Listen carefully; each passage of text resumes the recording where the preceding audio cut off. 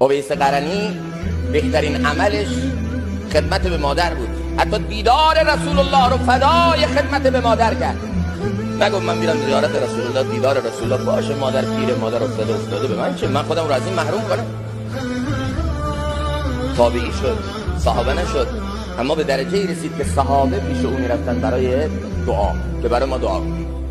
لذا عزیزان اسلام دینی فراگیره. ما آمدیم اسلام رو خلاصه کردیم در چند تا عبادت خاص. یکی از اون چیزهایی که اسلام به او بها میده اخلاقه، حسن معاشره است که باید تو زندگی های ما زیاد باشه، که متاسفانه هرچه دیندارتر میشین تو اخلاق ضعیفتر میشین.